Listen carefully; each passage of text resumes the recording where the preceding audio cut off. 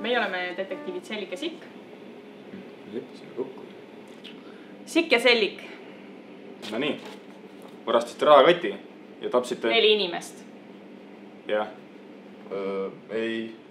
Sina tapsid ju. Keili.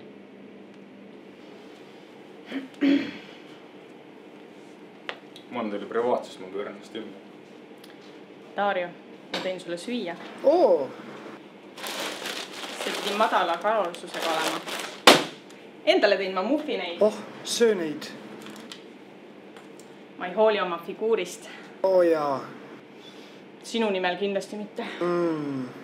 Muide, ma tõin su krediitkaardi tagasi. Oh, aitäh. Ma ostsin selle eest seeliku, aga sa ei märganud, et see on uus. Oh, löö seda.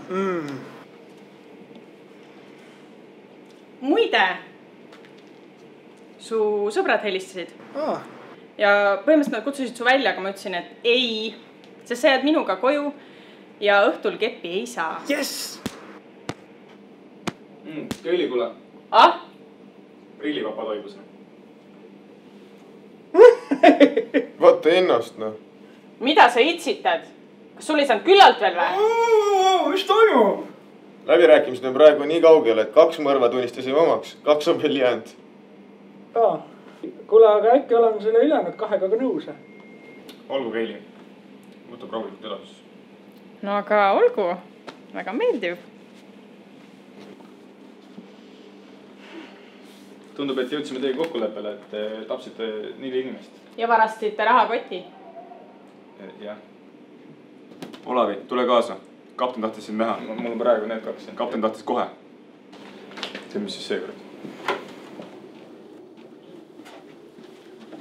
Ma tein Olavi. Saab tehtud. Palun nüüd sinu relv ja märk minu laua peale ja kohe. Olgu. Aga miks?